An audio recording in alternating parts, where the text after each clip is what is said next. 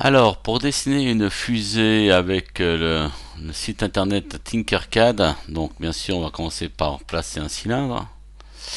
Voilà, alors il faut bien faire attention à se mettre ici en millimètres, centrer à peu près sur les carreaux ici, vous voyez. Donc pas hésiter à tourner pour voir si on est bien centré. Donc le rayon on va pas le changer. Ce qu'on va changer, c'est plutôt la taille. Alors, vous voyez, il faut pas le prendre par ici, mais prendre le petit carré. Donc voilà. La petite flèche que je viens de montrer, c'est pour la position. Voilà, donc 60, c'est pas mal. Hein. On peut voir si c'est assez haut, si c'est pas assez haut pour augmenter un petit peu. Alors, pour la coiffe, donc soit on peut utiliser une sphère. Voilà. Soit pourquoi pas un cône.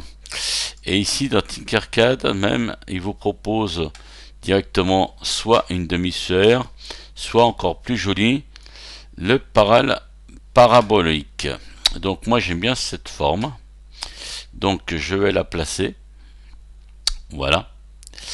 Alors justement on va utiliser pour la monter ici. Donc vous voyez que les chiffres montent sur le côté.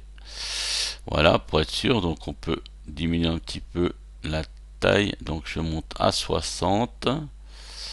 Voilà. Et ensuite, je vais la placer ou le placer. Voilà. Donc là, c'est pas mal. D'accord. Donc cela, je n'ai plus besoin. Je peux les retirer. Ensuite, là, plusieurs possibilités. Alors, soit pareil pour les ailerons, soit je prends une boîte et je vais changer les dimensions de la boîte. Vous voyez.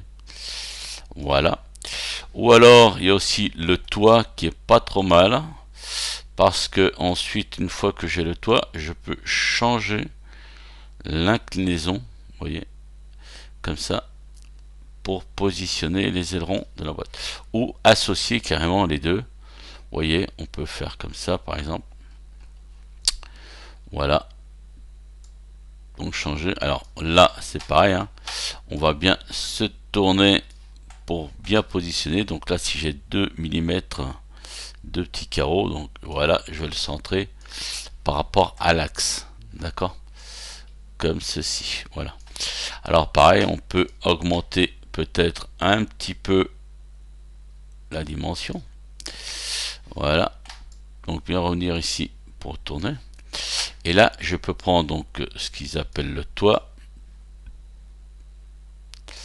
Voilà. Régler par rapport à mon aileron déjà dessiné. Le monter. Se tourner ici pour bien le positionner. Voilà, vous voyez.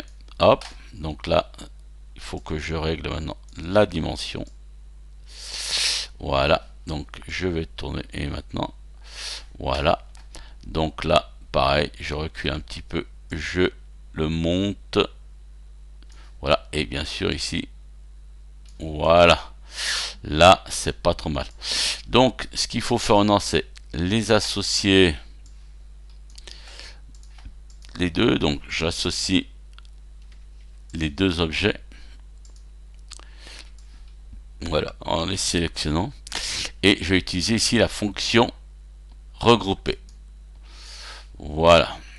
Et là maintenant, tout est un groupe. Alors peut-être le mieux à faire, ça serait de les bouger en dehors, comme ça, pour ne sélectionner que l'aileron. Voilà, donc là, on va mettre comme il faut. Voilà, comme ça, on va sélectionner que les ailerons. Pour l'instant, il n'y en a qu'un aileron. Je regroupe.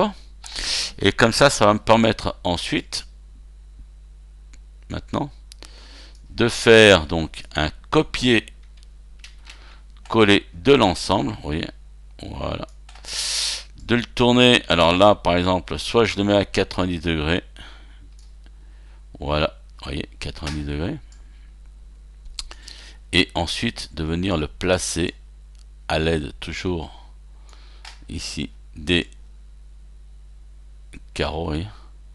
Voilà, donc il faut que je l'avance de 1. Voilà, pour être au même niveau que le suivant. Et donc voilà comment on commence la fusée.